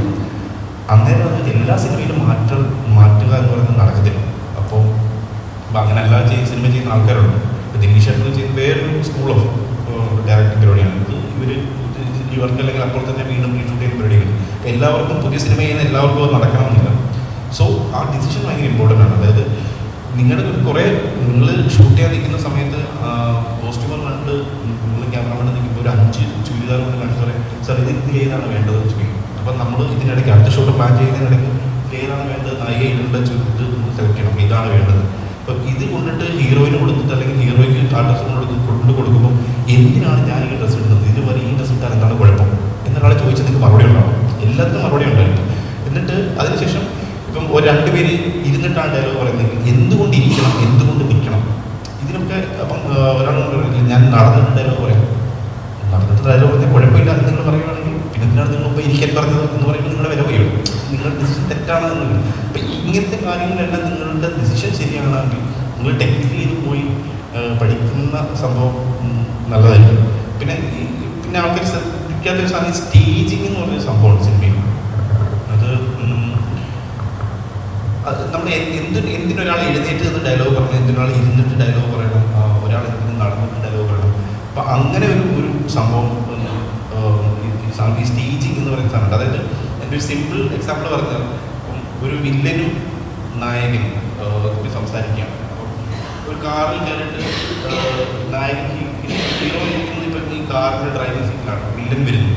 വില്ലൻ വന്നിട്ട് ഇയാളോട് സംസാരിക്കുമ്പോൾ നിങ്ങൾ ഈ ഡോറ് തുറന്നു വെച്ചിട്ട് വില്ലനെ അപ്പുറത്ത് നായകനെ ഇങ്ങോട്ട് പ്ലേസ് ചെയ്യുവാണെങ്കിൽ അത് നല്ലതായിരിക്കും. കാരണം അവർ തമ്മിൽ ഒരു ബാരിയറുണ്ട്. ആ ബാരിയർ നിങ്ങൾക്ക് ഫിസിക്കലി കാണിക്കാൻ പറ്റും. ഇവരപ്പുറം ഇപ്പോഴാണ്. അതേസമയം ഒരു ലവറാണ് വരുന്നതെങ്കിൽ നിങ്ങൾ ഈ ഡോറ് തുറന്നു വെച്ചിട്ട് ആ ആളെ ഇപ്പുറത്ത് പ്ലേസ് ചെയ്താൽ അത് കുറച്ചുകൂടി ഇൻറ്റിമേറ്റ് ആയിരിക്കും. അപ്പം എന്തുകൊണ്ടായാലും ഇവിടെ നിൽക്കണം, എന്തുകൊണ്ട് അവിടെ നിൽക്കണം എന്നുള്ളതിന് ഈ അടുപ്പമുള്ളവർ അടുത്ത് നിൽക്കും, അകൽച്ചുള്ളവർ അകന്ന് നിൽക്കും എന്ന് പറഞ്ഞൊരു സംഭവമാണ്. ഇപ്പം തന്നെ നമ്മൾ സംസാരിക്കുന്ന സമയത്ത് നിങ്ങൾ ആക്ച്വലി ഒരു ഗ്യാങ് ഇപ്പുറത്തും ഞാൻ വേറെ ഗ്യാങ്, അപ്പോൾ ഇവിടെ ഇമാജിനറി ലൈനുണ്ട്. സോ ഇങ്ങനൊരു സാധനം സിനിമയിലുണ്ട്. അത് ഈ സാധനം നമുക്ക് കൃത്യമായിട്ട് പഠിക്കാൻ പറ്റും. ഇത് എഴുത്തിന്റെ ഘട്ടത്തിലാണോ ഇത് സംഭവിക്കുന്നത്, അതോ നിങ്ങൾ ഷൂട്ട് ചെയ്യുന്ന സമയത്താണോ ഇത് സംഭവിക്കുന്നത്? ഞാൻ എൻ്റെ ഒരു രീതി, നമ്മൾ സ്ക്രിപ്റ്റ് കഴിഞ്ഞിട്ട് ഇതിന് വേറൊരു സ്ക്രിപ്റ്റ് ഉണ്ടാക്കും, ഒരു അറ്റ്മോസ്ഫിയറിക് സ്ക്രിപ്റ്റ് എന്ന് പറഞ്ഞൊരു അങ്ങനൊരു സ്ക്രിപ്റ്റ് തന്നെ ഉണ്ടാക്കും. ഫസ്റ്റ് സീൻ അപ്പോൾ ഈ ഹീറോ എങ്ങനെയാണ് നടക്കുന്നത്, എന്താണ് ചെയ്യുന്നത്, അയാളെ മറ്റേ ഒരാൾ വരുന്നു, അയാളെ എവിടെ പ്ലേസ് ചെയ്യണം, എന്തിന് പ്ലേസ് ചെയ്യണം, അപ്പോൾ അങ്ങനെ ഒരു സംഭവം നമ്മൾ ഉണ്ടാക്കും. ഈ സിനിമ അതിനുശേഷം നമ്മൾ സിനിമയായിട്ട് ആലോചിക്കണം, ഇത് എങ്ങനെയായിരിക്കും തുടങ്ങുക. അതായത് നോർമലി നിങ്ങൾക്ക് അറിയാമായിരിക്കും സിനിമയ്ക്ക് എപ്പോഴും ഉണ്ടാകുന്നതിൻ്റെ ഒരു തുടക്കം സ്കാറ്റേഡ് സ്ക്രിപ്റ്റ് റൈറ്റിംഗ് എന്ന് പറഞ്ഞൊരു സംഭവമുണ്ട്. പിന്നെ അത് പറയാം. അത് ഒഴിച്ചുള്ള ബാക്കി എല്ലാ സ്ക്രിപ്റ്റുകൾക്കും നോർമലി ഒരു സംഭവമുണ്ട്. ഒരു തുടക്കം വരും, അത് കഴിഞ്ഞിട്ട് അത് ഒരു പ്രശ്നം വരും. സിനിമ തുടങ്ങുന്നു, ഒരു പ്രശ്നം വരുന്നു, ആ പ്രശ്നം വലുതാകുന്നു, അത് സോൾവ് ചെയ്യാൻ പറ്റുമോ ഇല്ലയോ എന്നൊരു ആശങ്കയിൽ കൊണ്ടൊന്ന് ഇൻ്റർവെൽ ചെയ്യുന്നു. അതിനുശേഷം അത് സോൾവ് ചെയ്യാനുള്ള ശ്രമങ്ങൾ, ഒന്നെങ്കിൽ അത് സോൾവ് ചെയ്യാൻ പറ്റാതിരിക്കുന്നു, ആ പ്രശ്നത്തിൽ ആ ഹീറോയ്ക്ക് എന്ത് സംഭവിച്ചത് എന്നുള്ളത് കൂടെ എൻഡ് കാണിക്കും. ഇതാണ് ഓൾമോസ്റ്റ് എല്ലാ സിനിമയുടെയും ലൈൻ. അപ്പം നമ്മൾ എഴുതുമ്പോൾ നമ്മൾ ഉണ്ടാക്കുമ്പോൾ ഈ ലൈൻ ആദ്യം ഉണ്ടാക്കുക, ഇത് എങ്ങനെയാണ് വരുന്നത് എന്ന് പറഞ്ഞിട്ടുള്ള ഒരു ലൈൻ ഉണ്ടാക്കുക. എന്നിട്ട് ഇപ്പം ഞാൻ പറഞ്ഞാൽ നിങ്ങൾ എന്തിനെക്കുറിച്ചാണോ സ്ക്രിപ്റ്റ് എഴുതാൻ പോകുന്നത്, ഇപ്പം എന്ത് സംഭവമായിരുന്നു, നിങ്ങളൊരു പോലീസ് സ്റ്റോറി ആയിക്കോട്ടെ, അല്ലെങ്കിൽ ഒരു പട്ടാളക്കാരുടെ സ്റ്റോറി ആയിക്കോട്ടെ, ആ മേഖലയിലുള്ള ആൾക്കാരോട് ഈ കഥയോട് ഡിസ്കസ് ചെയ്യുക. ഇങ്ങനെ സംഭവിക്കുമോ, നമ്മൾ പറയുന്ന മണ്ടത്തരമാണോ, ഇന്നത്തെ എന്താണ് സിനിമയാക്കാൻ പറ്റുന്നത് എന്ന് നമ്മളൊന്ന് ഡിസ്കസ് ചെയ്യും. അപ്പം എന്നിട്ട് അതിനുശേഷം നമുക്ക് ഇത് എങ്ങനെയാണ് തുടങ്ങിയിട്ട് ഇത് എൻഡ് ചെയ്യേണ്ടത് എന്ന് പറഞ്ഞൊരു പ്രോസസ്സുണ്ട്. അപ്പോൾ ആ തുടക്കം മുതൽ എൻഡ് വരെയുള്ളത് എന്താണോ നിങ്ങളുടെ മനസ്സിൽ വരുന്നത്. ഇപ്പം ചിലപ്പോൾ നമ്മൾ എഴുതിക്കൊണ്ടിരിക്കുമ്പോൾ തന്നെ നമുക്ക് മനസ്സിലാവും, അയ്യോ ഇതെന്ത് മണ്ടത്തരമാണ് നമ്മൾ എഴുതുന്നത്, അത് മൈൻഡ് ചെയ്യണ്ട, അത് കുഴപ്പമില്ല, പോട്ടെ എന്ന് വെച്ചിട്ട് അത് തന്നെ എഴുതുക. അതങ്ങനെ എഴുതിയിട്ട് ആ കഥ ഫുൾ കംപ്ലീറ്റ് ചെയ്യുക. എന്നിട്ട് ഒരാഴ്ച അത് അനക്കാതെ വെക്കുക. നിങ്ങൾ ഈ കഥയെക്കുറിച്ച് ആലോചിക്കുകയും ചെയ്യും. ഒരാഴ്ച ഇത് വായിച്ചു നോക്കുമ്പോൾ നിങ്ങൾക്ക് കുറച്ചുകൂടെ നല്ലൊരു കഥ കിട്ടും. അതിൻ്റെ ആ കഥ എഴുതുക. ആ കഥ എഴുതിയതിന് ശേഷം നിങ്ങൾക്ക് അടുപ്പമുള്ള ആർക്കെങ്കിലും ഈ കഥ കാണിച്ചു കൊടുക്കുക. എന്നിട്ട് നിങ്ങളിതിൻ്റെ ഈ രണ്ടാമത് എഴുതുന്ന കഥയാണ് നമ്മൾ വൺ ലൈൻ എന്ന് പറയുന്നത്. അപ്പോൾ ആ വൺ ലൈൻ എടുത്ത് വെച്ചിട്ടാണ് നമ്മളിങ്ങനെ ഓരോ സീൻ ബൈ സീൻസ് എഴുതി പോകുന്നത്. ചിലപ്പം അതിന് മുമ്പ് സീൻ ഓർഡർ ഉണ്ടാക്കണമെങ്കിൽ ഒന്നാമത്തെ സീനിൽ എന്ത് സംഭവിക്കുന്നു, പിന്നാണ് രണ്ടാമത്തെ സീനിൽ ഇങ്ങനെ സംഭവിച്ചു, മൂന്നാമത്തെ സീനിൽ ഇങ്ങനെ സംഭവിച്ചു, അങ്ങനെ ഉണ്ടാക്കി പോവാം. അല്ലെങ്കിൽ നമ്മൾ സീൻ 1 സീൻ 2 എന്ന് പറഞ്ഞിട്ട് ഫുള്ളായിട്ട് അങ്ങനെ എഴുതി പോവാം. പക്ഷേ ഈ വൺ ലൈൻ ഭയങ്കര ഇമ്പോർട്ടൻ്റ് ആണ്. അതിനകത്ത് നമ്മുടെ മനസ്സിൽ ആദ്യം നമുക്ക് കിട്ടിയ ഐഡിയ ഇത്രേ ഉള്ളൂ. ഒരു ജഡ്ജി ഒരു കൊലപാതകം കാണുകയാണ് ഒരാൾ ചെയ്ത മർഡർ. ആ ജഡ്ജി തന്നെ ഈ കേസ് വിധി പറഞ്ഞിരിക്കുകയാണ്. പക്ഷേ ഇയാൾ അയാളോട് വാദിച്ച് രക്ഷപ്പെടും. ഇതാണ് സിനിമയുടെ കഥയിൽ. ഇതാണ് നമ്മുടെ ആദ്യം കിട്ടുന്ന ഐഡിയ. പിന്നീടാണ് നമ്മൾ ആലോചിക്കുന്നത് ജഡ്ജിക്ക് നോർമലി അങ്ങനെ പറയാൻ പറ്റത്തില്ല. കാര്യം ജഡ്ജി ഒരു ഇതിൻ്റെ ഐവിറ്റ്നസ് ആണെങ്കിൽ അയാൾ ആ സ്ഥാനത്ത് നിന്ന് മാറണം. അപ്പോൾ ഒരു കേസിൽ ഒരു ജഡ്ജി ഈ കൊലപാതകത്തിൻ്റെ ഐവിറ്റ്നസ് ആണെങ്കിൽ അയാൾ ആ സ്ഥാനം ഒഴിയണം. അതാണ് ഒരു ബേസിക് പ്രശ്നം. അപ്പം പിന്നെ അയാൾ സ്ഥാനം ഒഴിയാതെ ഈ കേസിന് വിചാരണ നേരിടണം. അങ്ങനെ വരണമെങ്കിൽ അയാൾക്ക് ഈ മർഡർ ചെയ്ത ആളോട് ഭയങ്കര ദേഷ്യം ഉണ്ടായിരിക്കണം. അപ്പോൾ ഇയാൾ എന്ത് ചെയ്യും, ഇയാൾ ഐവിറ്റ്നസ് ആണ്, പോലീസിനും അറിയാം, പോലീസിനോട് ഈ പറഞ്ഞിട്ടുണ്ട്. പക്ഷേ ഇയാൾ ഒഫീഷ്യലി ഐവിറ്റ്നസ് ആവത്തില്ല. കാരണം ഇയാൾക്ക് മറ്റേയാളുടെ കേസിൽ വിധി പറയാം. സോ അങ്ങനെയാണ് ഇത് ഡെവലപ്പ് ചെയ്ത് കൊണ്ടിരുന്നത്. അപ്പം ഈ നിങ്ങൾ ആദ്യത്തെ ഒരു തോട്ട് ഉണ്ടാക്കിയിട്ട് ആ തോട്ട് ശരിയാണോ എന്നുള്ളത് ചെക്ക് ചെയ്യുക.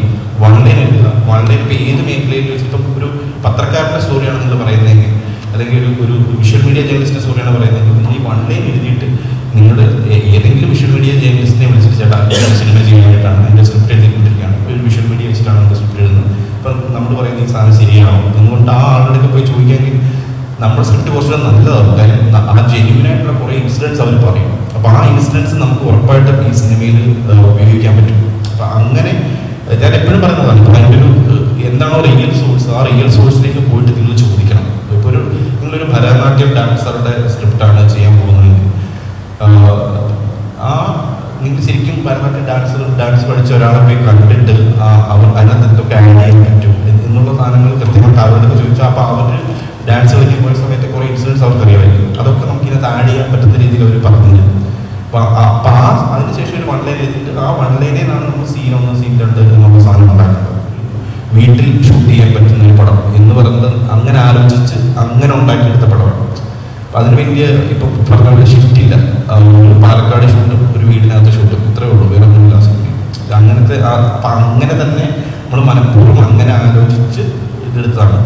അപ്പോൾ അതിൻ്റെ ബഡ്ജറ്റ് കുറവായിരിക്കും, ഇതിൻ്റെ ഷൂട്ടിംഗ് ബഡ്ജറ്റ് കുറവായിരിക്കും. അപ്പം അത് ഭയങ്കര ഇപ്പം ഇപ്പോഴത്തെ ഒരു അവസ്ഥ എന്ന് വെച്ചാൽ നേരത്തെ ഇപ്പം നമ്മൾ ഈ ക്യാരവാനൊക്കെ കൂടുതലാണ്. ഇപ്പോൾ എല്ലാ സ്ഥലത്തും ക്യാരവാൻ കൂടുതലെന്ന് വെച്ചാൽ ആവശ്യമില്ലാത്തതെന്നല്ല ഞാൻ പറയുന്നത്, ക്യാരവാൻ്റെ എണ്ണം കൂടുതലാണ്.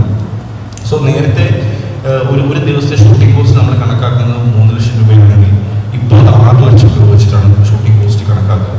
അത് കുറച്ച് വലിയ പടമാണെങ്കിൽ, ഐ മീൻ ഒരു സ്റ്റാർ പടമാണെങ്കിൽ അല്ലെങ്കിൽ കുറേ ആക്ഷൻസ് ഉള്ള പടമാണെങ്കിൽ അതിൻ്റെ ബജറ്റ് 8 ലക്ഷം രൂപയാണ്. അപ്പം ഒരു വലിയ പടം തീരണമെങ്കിൽ നിങ്ങൾ ആലോചിക്കുക, 100 ദിവസമാണ് ഏറ്റവും കുറഞ്ഞത് വലിയ പടമാണ്.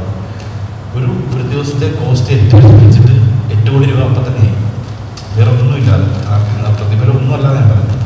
നിങ്ങൾ ചെറിയ പടമാണ് ആലോചിക്കുന്നതെങ്കിൽ ചെറിയ പടത്തിന് പോലും ഇപ്പം അതൊരു ഫ്ലാറ്റിൽ മാത്രം നടക്കുന്ന പടം എന്ന് വെച്ചു, അതിന് പോലും ഇപ്പം ഡെയിലി ബഡ്ജറ്റ് ഇടുന്നത് ഒരു 4 ലക്ഷം 5 ലക്ഷം രൂപ വെച്ചിട്ടാണ്. അപ്പം നിങ്ങളൊരു 30 ദിവസം കൊണ്ട് ആ സിനിമ തീർത്താൽ പോലും 1.5 കോടി രൂപ ഷൂട്ടിംഗ് കോസ്റ്റ് മാത്രമായി. പിന്നെ ഇവരുടെ പ്രതിഫലം എല്ലാം കൂടെ ഒരു 5 കോടി രൂപ. 5 കോടി രൂപയ്ക്ക് നിങ്ങൾ നിർത്തുവാണെങ്കിൽ അതിന് പറ്റുന്ന ആർട്ടിസ്റ്റ് ആരാണ് എന്നുള്ളത്, അങ്ങനെ കുറേ പ്രശ്നങ്ങളുണ്ട് ഇതിനകത്ത്. ഇപ്പം നിങ്ങൾക്കൊരു 30 കോടിയുടെ സിനിമ പ്ലാൻ ചെയ്യണമെങ്കിൽ എത്ര പേരെ വെച്ച് പ്ലാൻ ചെയ്യാൻ പറ്റും മലയാള സിനിമ? ഒരു ടൊവിനോയ്ക്ക് താഴെ ഇപ്പോൾ വേണം മുതലേ വീട് പറയാം, ഉണ്ണിക്ക് താഴെ ആരെ ആലോചിക്കാൻ പോലും പറ്റത്തില്ല. കാര്യം ആരും അത്രയും പൈസ തിരിച്ചു കിട്ടുന്നില്ല ഉള്ളതുകൊണ്ട് ആരും അത് മുടക്കത്തില്ല. ഇപ്പം നിങ്ങൾ 5 കോടി രൂപയുടെ ഒരു 3 കോടി രൂപയുടെ പടം 4 കോടി രൂപയുടെ പടം ആലോചിക്കുമ്പോൾ, ഒരു ഫീമെയിൽ പടമൊക്കെ നമ്മൾ ആലോചിക്കുമ്പോൾ നമുക്ക് പറയാൻ പുറത്ത്, പക്ഷേ ഒരു 5 കോടി രൂപയിൽ താഴെ നിൽക്കുന്ന ഒരു 3.5 കോടി രൂപയ്ക്ക് നിൽക്കുന്ന പടമാണെങ്കിൽ മാത്രമേ പ്രൊഡ്യൂസർക്ക് എന്തെങ്കിലും കിട്ടത്തുള്ളൂ. അപ്പോൾ ആക്ച്വലി ഈ സിനിമ ഉണ്ടാക്കാൻ പൈസ വേണ്ടതുകൊണ്ട് ഞാനെപ്പോഴും പറയുന്നത് അങ്ങനത്തെ സിനിമകൾ ഇപ്പോൾ ഒരാൾ പറഞ്ഞത്, ഫോർ എക്സാമ്പിൾ നമുക്ക് വലിയ ക്യാൻവാസ് ചെയ്യേണ്ട പടം, അതിൻ്റെ ഇപ്പം പറഞ്ഞ പോലെ ഇതിൻ്റെ ഷിഫ്റ്റ് ഉണ്ട്, അതുകൊണ്ട് ചെയ്യാൻ പറ്റത്തില്ല എന്നുള്ളതാണെങ്കിൽ നിങ്ങൾ അത് ആ ആളെ വിട്ടിട്ട് ഇതിലേക്ക് ഒരു വലിയ ആർട്ടിസ്റ്റിനെ കൊണ്ടുവരാൻ പറ്റുമോ, ആർട്ടിസ്റ്റിനോട് കഥ പറയുക എന്നുള്ളതാണ് എപ്പോഴും നല്ലൊരു പരിപാടി. കാര്യം ഒരു ഇപ്പോൾ ആസിഫ് അലി പോലെ അല്ലെങ്കിൽ കുഞ്ചാക്കോ പോലെ ഒരു ആർട്ടിസ്റ്റിൻ്റെ ഡേറ്റ് കയ്യിലുണ്ടെങ്കിൽ നമുക്ക് പ്രൊഡ്യൂസർ താനേ വരും. അപ്പം ആദ്യം നിങ്ങൾ എഴുതി കഴിയുമ്പോൾ നിങ്ങൾക്ക് ഇതിൻ്റെ ഒരു ഏകദേശ ബഡ്ജറ്റ് ഉണ്ടായിരിക്കണം, ഇത് എത്ര രൂപയ്ക്ക് തീരും എന്ന് ഏറെക്കുറെ നിങ്ങൾക്ക് ധാരണമാണ് ഈ സിനിമയെ കുറിച്ച്. അപ്പോൾ അത് നിങ്ങൾ ഈ പ്രൊഡക്ഷൻ കൺട്രോളർമാർ അല്ലെങ്കിൽ അവരോടൊക്കെ ഈ സ്ക്രിപ്റ്റ് കൊടുക്കുകയോ അവരോടൊക്കെ സംസാരിക്കുകയോ ചെയ്ത് നമുക്ക് ഇതിൻ്റെ ഒരു ഏകദേശ ബഡ്ജറ്റ് അറിയാൻ പറ്റും, ഇത് എത്ര ദിവസം കൊണ്ട് ഷൂട്ട് ചെയ്യാൻ പറ്റും, അങ്ങനത്തെ ഒരു ധാരണ നമുക്ക് വേണം. അപ്പോഴാണ് നമ്മൾ പ്രൊഡ്യൂസർക്ക് പോയിട്ട് പറയും, ഇപ്പം ആദ്യം അവർ ചോദിക്കുന്നത് എത്ര ദിവസം കൊണ്ട് തീരും ചോദിക്കുന്നത്, നമ്മുടെ 6 ദിവസം കൊണ്ട് തീരും, ഓക്കെ അപ്പം എങ്ങനെയാണ് ലൊക്കേഷൻ ഷിഫ്റ്റ് ഉണ്ടോ എന്ന് ചോദിക്കുമ്പോൾ ഷിഫ്റ്റ് ഇല്ല, അതിങ്ങനെയാണ് അങ്ങനെയാണെന്ന് പറയുമ്പോൾ അവർക്ക് അറിയാൻ പറ്റും ഏകദേശം എന്താ ഉപയോഗം. താങ്കൾ എഴുതുന്ന സമയത്ത് ഈ എഴുത്തിന്റെ ഘട്ടത്തിൽ തന്നെ ബജറ്റിനെ കുറിച്ച് ധാരണയാണ് മുന്നോട്ട് പോകുന്നത്. എഴുത്തിന്റെ ഘട്ടത്തിൽ ഒരു ധാരണയില്ല, എഴുത്തിന്റെ ഘട്ടത്തിൽ എഴുതി ശരിയാക്കിയത് മാത്രമാണ്. എഴുതി ശരിയാക്കിയതിന് ശേഷമാണ് ആദ്യം എഴുതുമ്പോൾ നിങ്ങൾ ഇതിനെക്കുറിച്ചൊന്നും ബോധറുകയും ചെയ്യുന്നത്, ഇത് എങ്ങനെ ഷൂട്ട് ചെയ്യും, അവിടെ ഒരു വലിയ സീൻ എഴുതി ഇത് എങ്ങനെ ഷൂട്ട് ചെയ്യും എന്നുള്ളതാണ് നമ്മൾ ആലോചിക്കുകയും ചെയ്യും എന്ന് ഞാൻ പറഞ്ഞത്. ആ കാരണം ഫസ്റ്റ് ഡ്രാഫ്റ്റ് ഒന്നും അല്ല അത് ശ്രദ്ധിക്കേണ്ടത്, നമ്മളൊരു 7ാമത്തെ 8ാമത്തെ ഡ്രാഫ്റ്റിലേക്ക് വരും. നല്ലൊരു 6 പ്രാവശ്യം ഒരു സ്ക്രിപ്റ്റ് ഇങ്ങനെ മറിച്ച് എഴുതി കഴിയുമ്പോഴാണ് നമുക്ക് മനസ്സിലാവുക, ഓക്കെ ഇത് ഷൂട്ട് ചെയ്യാൻ പറ്റുന്നതാണോ, ഷൂട്ട് ചെയ്യാൻ പറ്റാത്തതാണോ, ഇത് കേരളത്തിൽ ഷൂട്ട് ചെയ്യേണ്ടതാണോ അതോ പുറത്ത് ഷൂട്ട് ചെയ്യേണ്ടതാണോ. അങ്ങനെ ഇപ്പം ഒരു മൃഗങ്ങളെ വെച്ചിട്ടുള്ള ഒരു സാധനമാണെങ്കിൽ, ഈ കടുവ സാധനങ്ങളൊക്കെ ആണെങ്കിൽ നമുക്ക് ഇവിടെ ഷൂട്ട് ചെയ്യാൻ പറ്റത്തില്ല, അത് VFX ചെയ്യേണ്ടി വരും. അപ്പോൾ ആ VFX ഭയങ്കര പൈസ ചെയ്യണം. അപ്പോൾ ആ ബജറ്റ് നമ്മൾ കാണണം. അപ്പോൾ ആ ബജറ്റ് നമ്മൾ കാണുമ്പോൾ ഇതിലേക്ക് ഒരു ചെറിയ ഹീറോയെ കൊണ്ടൊന്ന് പ്ലേസ് ചെയ്യാൻ പറ്റുമോ. അപ്പോൾ നമ്മൾ ചെറിയ ഹീറോയെ പ്ലേസ് ചെയ്യെങ്കിൽ ആദ്യം തന്നെ അവരെ VFX എടുത്തില്ലേ. അപ്പം അങ്ങനെ അതേക്കുറിച്ചും കൂടെ നമ്മൾ ആലോചിച്ചിട്ട് വേണം അതിൻ്റെ ഒരു ഫൈനൽ ഡ്രാഫ്റ്റിലേക്ക് എത്തുമ്പോൾ നമുക്ക് അതായത് നിങ്ങളൊരു പ്രൊഡ്യൂസറിലേക്ക് പോയിട്ട് കഥ പറയാനിരിക്കുമ്പോൾ അവർ കുറേ ചോദിച്ചു വയ്ക്കും നിങ്ങൾക്ക്, ഇതിലാരാണ് ഹീറോ, ഇന്നാളാണ് ഹീറോ, അപ്പോൾ എത്ര രൂപയുടെ ബജറ്റ്, അപ്പോൾ ഇത്ര രൂപയുടെ ബജറ്റ്. അപ്പോൾ അവർ ചോദിക്കുമ്പോൾ ഈ ഹീറോ വെച്ചിട്ട് ഈ ബജറ്റ് പണം നടക്കത്തില്ല എന്ന് തന്നെ പറയും. അപ്പോൾ അവർ ചോദിക്കുന്ന എല്ലാ ചോദ്യത്തിനും പ്രൊഡ്യൂസറും ആർട്ടിസ്റ്റും ടെക്നീഷ്യൻസും ചോദിക്കുന്ന എല്ലാ ചോദ്യത്തിനും നിങ്ങൾക്ക് മറുപടി ഉണ്ടായിരിക്കണം. അതാണ് ശരിക്കും ഡയറക്ടറാണെങ്കിൽ ചെയ്യുന്നത് ഒരു പ്രധാനം. ഇതേപോലെ തന്നെ രോമാഞ്ചത്തിൻ്റെ എൻഡിൽ ഇവർക്ക് ഇത് എങ്ങനെ നിർത്തണം, ഈ സിനിമയ്ക്കൊരു ആക്ച്വലി ഒരു എൻഡിങ് ഉണ്ടോ ഡൗട്ട് അടിച്ചിരിക്കുന്ന സമയത്താണെങ്കിലും പറയുന്നത് ഓക്കെ നമുക്ക് രോമാഞ്ചം എഴുതി കാണിക്കാം. അങ്ങനെ ഇതൊക്കെ എഴുതിയിട്ടുണ്ടാകുന്ന സജഷൻസ് ആണ്, പക്ഷെ നമ്മളിത് എഴുതുമ്പോൾ ഉണ്ടാകണമെന്നില്ല ഈ സജഷൻസ് ഒന്നും. പക്ഷെ ഞാൻ പറഞ്ഞത് നമ്മുടെ ഈ സ്ക്രിപ്റ്റ് നമ്മളിപ്പോൾ ഏത് നിമിഷം വേണേലും ചേഞ്ച് ചെയ്യാവുന്ന, എങ്ങനെ വേണേലും മാറ്റാവുന്ന ഒരു സാധനമാണ്. പിന്നെ ഇതിനൊരു നിയമമില്ല എന്നുള്ളതാണ്. ഇപ്പം എൻ്റെ സിനിമ നിങ്ങൾ കണ്ടിട്ടുണ്ടോ എന്ന് എനിക്കറിയത്തില്ല, കണ്ടിട്ടുണ്ടെങ്കിൽ അതിനകത്ത് കല്യാണി ഫസ്റ്റ് ഫുട്ബോൾ മാച്ചിൽ കമൻട്രി പറയുന്ന ഒരു സീനുണ്ട്, ആദ്യത്തെ ഫുട്ബോൾ മാച്ച്. അത് ഷൂട്ട് ചെയ്യാൻ ആക്ച്വലി പറ്റത്തില്ലായിരുന്നു, കാരണം നമുക്കിവിടെ ഫുട്ബോൾ കൊറിയോഗ്രാഫി ചെയ്തിട്ടാണ് എല്ലാവരും ഷൂട്ട് ചെയ്യുക. പുറത്തെ സിനിമകളെല്ലാം നമുക്കിവിടെ ഫുട്ബോൾ കൊറിയോഗ്രാഫി അല്ലെങ്കിൽ നമ്മളൊരു ഒരു ഫുൾ ഗ്രീൻ മാറ്റ് അടിച്ചിട്ട് ഒരു ഇതിനകത്ത് അതായത് ഫുട്ബോൾ കൊറിയോഗ്രാഫി എന്ന് പറഞ്ഞാൽ ഈ ബോൾ ഇങ്ങോട്ട് പോകുന്നു, അവിടുന്ന് ഇങ്ങോട്ട് പോകണം, അവിടുന്ന് അങ്ങോട്ട് പോകണം, അപ്പോൾ ഇങ്ങോട്ടൊക്കെ ഓടണം. ഇതെല്ലാം കൊറിയോഗ്രാഫി ചെയ്തിട്ടാണ് ഗോൾ അടിക്കുന്ന സാധനം ഷൂട്ട് ചെയ്യുക. നമ്മുടെ പെലെ മൂവിയൊക്കെ ഫുൾ ഫുട്ബോൾ കൊറിയോഗ്രാഫി ആയിട്ടാണ് ഷൂട്ട് ചെയ്യുക. അപ്പം നമ്മൾ ഈ സ്ക്രിപ്റ്റ് എഴുതിയപ്പോൾ ആദ്യം തന്നെ നമ്മൾക്ക് ഒരാൾ പറഞ്ഞ സാധനം ഇതിന് ഭയങ്കര കോസ്റ്റ് ആവും, കാരണം ഇത് ഫുട്ബോൾ കൊറിയോഗ്രാഫി ചെയ്യാതെ ഈ ഇവളുടെ ഒരു കമൻട്രി ഷൂട്ട് ചെയ്യാൻ പറ്റത്തില്ല എന്നുള്ളതാണ്.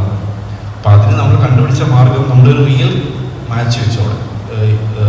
രണ്ട് ടീം ടീം പെരിന്തൽമണ്ണയും സൂപ്പർ സ്റ്റുഡിയോ മലപ്പുറം, അങ്ങനെ 2 ടീമുകളുടെ റിയൽ മാച്ച് വെച്ചു. ആ റിയൽ മാച്ച് അപ്പോൾ ഓൾറെഡി അവിടെ സ്റ്റേഡിയം ഉണ്ടായിരുന്നു. അപ്പോൾ നമ്മൾ കളി മലപ്പുറത്തെ ഈ ഫുട്ബോൾ കളി നടക്കുന്ന സമയത്ത് അവിടെ എങ്ങനെയാണ് കോസ്റ്റ് കുറച്ചതെന്ന് പറയുന്നത്, അല്ലെങ്കിൽ നമ്മൾ ആദ്യം ആർട്ടിൻ്റെ ബജറ്റ് ഇടുമ്പോൾ 45 ലക്ഷം രൂപയാണ് ഇതിന് മാത്രമായിട്ട് ബജറ്റ്. കാര്യം ഈ സ്റ്റേഡിയം ഉണ്ടാകും. എന്നിട്ട് ഈ ഫ്ലഡ് ലൈറ്റിൽ നമുക്ക് ഷൂട്ട് ചെയ്യാൻ പറ്റത്തില്ല, നമ്മുടെ സെപ്പറേറ്റ് ലൈറ്റ് വെക്കണം. അപ്പോൾ അതിന് അവർ 45 ലക്ഷം രൂപ ഇട്ടപ്പോൾ നമ്മളെന്ന് വെച്ചാൽ ഈ ഷൂട്ട് മലപ്പുറത്തെ ഫുട്ബോൾ സീസണിൻ്റെ സമയത്ത് വെച്ചു. എന്നിട്ട് അവിടെ അതുവരെ കളിക്കാത്ത വെച്ചാൽ ഭയങ്കരമായിട്ട് എതിരെ വരാത്ത 2 ടീമുകളാണ് സൂപ്പർ സ്റ്റുഡിയോ മലപ്പുറവും ടീം പെരിന്തൽമണ്ണയും. ഇവരുടെ ഒരു മാച്ച് നമ്മൾ സംഘടിപ്പിച്ചു. ഈ മാച്ച് സംഘടിപ്പിച്ചിട്ട് ആ സമയത്ത് നമ്മൾ 2 ദിവസത്തേക്ക് 300 ജൂനിയർ ആർട്ടിസ്റ്റുകളെ വിളിച്ചു. ആ പോസ്റ്റ് മാത്രമാണ് ആക്ച്വലി നമുക്കായത്. കാര്യം ഓൾറെഡി അവിടെ സ്റ്റേഡിയം ഉണ്ട്. നമ്മൾ ഒരു 1 ലക്ഷം രൂപ ഇവർക്ക് കൊടുത്തിട്ട് നമ്മൾ ഈ മാച്ച് സംഘടിപ്പിച്ചു. ഈ ഫ്ലഡ് ലൈറ്റിൻ്റെ സാധനം മാത്രം മാറ്റി. എന്നിട്ട് ഒരു 4 ക്യാമറ വെച്ചിട്ട് ഈ ഒറിജിനൽ മാച്ച് ഷൂട്ട് ചെയ്തു. ഒറിജിനൽ മാച്ച് ഷൂട്ട് ചെയ്തിട്ട് 5000 പേര് കാണാമെന്ന മാച്ചാണ്. അപ്പം അതിനുള്ള ടിക്കറ്റ് ചാർജ് അവർക്കാണ്, നമുക്കല്ല അവർക്ക് തന്നെ ആ ടിക്കറ്റ് ചാർജ് കൊടുത്തു. അപ്പം എടുത്ത് ഒറിജിനൽ ഷൂട്ട് ചെയ്തിട്ട് ഇതിനിടയ്ക്ക് ഒരു ഇൻ്റർവൽ ടൈമിൽ കല്യാണിയെ ആ ഒരു തട്ട് പഠിച്ചിട്ട് അതിൻ്റെ മുകളിൽ കയറ്റി നിർത്തിട്ട് കല്യാണിയോട് എന്തെങ്കിലും പറഞ്ഞോളാൻ പറഞ്ഞു. എന്താണോ നിങ്ങളുടെ വായി വരുന്നത് അത് അതുപോലെ പറഞ്ഞാൽ പറഞ്ഞു. ഇപ്പം കല്യാണി ഇംഗ്ലീഷ് അറിയാവുന്നത്, ഇപ്പം കല്യാണി ഇടയ്ക്ക് ഇംഗ്ലീഷൊക്കെയാണ് പറയുന്നത്, എന്തൊക്കെയോ പറയുന്നുണ്ട്. എന്നിട്ട് ഈ മാച്ച് തുടങ്ങുന്നതിന് മുമ്പ് നമ്മൾ റിയലായിട്ട് കണ്ടിട്ടുണ്ടെങ്കിൽ മനസ്സിലാവും, റിയലായിട്ട് ബാലേന്ദ്രൻ ചുള്ളിക്കാടിനെയും റാഫിയെ വിളിച്ചിട്ട് അവരൊരു ഉദ്ഘാടനം ചെയ്യുന്നത് പോലെ തന്നെ അതിന് മുമ്പ് അനൗൺസ് ചെയ്തിട്ട് നമ്മുടെ ടാഗ് മാത്രം കഴിച്ചിട്ട് കൊടുത്തിട്ട് അത് നമ്മുടെ ഒറിജിനൽ ക്യാമറയിൽ അത് ഷൂട്ട് ചെയ്തിരിക്കുകയാണ്. അത് ഒറിജിനലി അവർ ചെയ്തതാണ്. അവർ എല്ലാവർക്കും കൈ കൊടുക്കുന്നു. അതിനുശേഷം കല്യാണിയോട് എന്തെല്ലാം പറഞ്ഞു. എന്നിട്ട് ഇത് എഡിറ്റിലും ഇതൊക്കെ കഴിഞ്ഞിട്ട് എഡിറ്റിൽ കൊണ്ടുപോയിട്ട് ഇത് എഡിറ്റ് ചെയ്തു ഈ മാച്ച്. അപ്പോൾ അത് ഹെലിക്കാമൊക്കെ ഉണ്ട്, ഇതെല്ലാം റിയലാണ്. എഡിറ്റിൽ കൊണ്ടിട്ട് ഈ മാച്ച് എഡിറ്റ് ചെയ്തിട്ട് കല്യാണി സംസാരിക്കുന്നതിനനുസരിച്ചിട്ട് കമൻട്രി എഴുതിയിരിക്കുകയാണ്, തിരിച്ചെത്തിയിരിക്കുന്നത്. അതായത് കല്യാണി സംടൈംസ് എന്ന് പറയുന്നിടത്ത് നമ്മൾ സമുറായി പോരാളിയെ പോലെ എഴുതിയിട്ടുണ്ട്. അത് ഡബിങ് തിയേറ്ററിൽ വലിയ സ്ക്രീനിൽ ഇട്ട് കണ്ടിട്ട് ലിപ്പിനനുസരിച്ചിട്ട് കമൻട്രി എഴുതിയിരിക്കുകയാണ്. അതുകൊണ്ട് 2 ദിവസം കൊണ്ട് ഷൂട്ട് ചെയ്തു. ഇല്ലെങ്കിൽ 2 ദിവസം കൊണ്ട് ഷൂട്ട് ചെയ്യാൻ പറ്റത്തില്ല. നിങ്ങൾക്ക് 360 ഡിഗ്രി ഇതടിക്കണം. ഒരു അത് മാത്രം ഷൂട്ട് ചെയ്ത് ഒരു 25 ലക്ഷം രൂപ. ഇതൊരു 4 ലക്ഷം രൂപയ്ക്ക് പരിപാടി തരും. ഇങ്ങനത്തെ സാധനം നമുക്ക് ആലോചിക്കാൻ പറ്റണം. ഇങ്ങനെ ഇത് ഷൂട്ട് ചെയ്യാൻ നമ്മളുണ്ടാക്കിയൊരു പരിപാടിയാണ്. ഇങ്ങനെ ആദ്യം ഫുട്ബോൾ ഷൂട്ട് ചെയ്തു, കല്യാണയുടെ കമൻട്രി എന്തെങ്കിലും എടുത്തിട്ട് അത് ലിപ്പിനനുസരിച്ച് എഴുതി നോക്കാം എന്ന് പറഞ്ഞിട്ട് അങ്ങനെ ലിപ്പിനനുസരിച്ചിട്ടാണ് അത് എഴുതിക്കുന്നത്. റിവേഴ്സിൽ അത് എഴുതിച്ചിരിക്കുന്നത്. ഇപ്പം ജേർണലിസം പഠിക്കുമ്പോഴും നമ്മൾ അപ്പോൾ ആൾക്കാർ പറയുന്നത് ജേർണലിസം എന്നൊക്കെ പറയുന്നത് ഭയങ്കര ഈ ബോണായിട്ട് നിങ്ങൾക്ക് പഠിക്കാൻ പറ്റത്തില്ല. അങ്ങനെയല്ല. ഞാൻ ജേർണലിസമാണ് പഠിച്ചത്. അവിടെ കുറേ ജേർണലിസ്റ്റുകൾ ഒരു ക്ലാസ് എടുക്കും. അപ്പോൾ അവരെങ്ങനെയാണ് ഒരു വാർത്ത എഴുതേണ്ടത്, അവരെഴുതിയപ്പോൾ ഉള്ളത് അവരുടെ അനുഭവങ്ങളൊക്കെ പറയും. നമ്മൾ എവിടെയെങ്കിലും പഠിക്കുമ്പോഴാണെങ്കിൽ ഒരു കാര്യം വെച്ചാൽ ഉറപ്പായിട്ടും ക്ലാസ്സുകളുണ്ടാവുമല്ലോ, പല ആൾക്കാരുടെ ക്ലാസ്സുകൾ അവിടെ. ഇപ്പം ഞാൻ പറഞ്ഞ പോലത്തെ വേറെ അനുഭവം പറയാൻ ഒരാളുണ്ടാവും. അപ്പം ഉറപ്പായിട്ടും അവർക്ക് ആ കുറച്ചുകൂടെ എക്സ്പീരിയൻസ് ഇത് എങ്ങനെ ചെയ്യാം എന്ന് അവർക്ക് ചെയ്തെടുക്കാൻ പറ്റും. അപ്പം എല്ലാവരും ഭയങ്കരമായിട്ട് ക്യാമറയെ കുറിച്ച് ചർച്ച ചെയ്യും. ക്യാമറയുടെ ആംഗിൾ, ക്യാമറ നമ്മളിങ്ങനെ ഈ ഷൂട്ടിങ്ങിൽ വെക്കുന്നു, ഒരു ലോ ആംഗിൾ ഷൂട്ട് വെക്കുന്നു. അപ്പം അയാൾ അച്ഛൻ്റെ കസേരയെ കാലത്ത് വെച്ചിട്ട് കൺവിൻസ് ചെയ്യുന്നത് നമുക്ക് അക്സെപ്റ്റബിൾ ആവും. അല്ലല്ലോ, അയാൾ പോയിട്ട് അച്ഛൻ കസേര ഇരിക്കുകയാണെങ്കിൽ അയാൾ താഴെ ഇരുന്നിട്ട് അച്ഛൻ സംസാരിക്കുമ്പോൾ അതിൻ്റെ ഒരു സ്റ്റേജിങ് ആണ്. അപ്പം അയാൾ കൺവിൻസ് ചെയ്യാൻ വന്നതാണെന്ന് തോന്നുന്നു. എന്നിട്ട് അയാൾക്ക് അച്ഛനോടൊരു ഈക്വലായി ഡയലോഗ് പറയണമെങ്കിൽ അയാൾ അവിടെ നേരെ എഴുന്നേറ്റ് കസേര ഇരിക്കുകയാണെങ്കിൽ അത് ഈക്വലി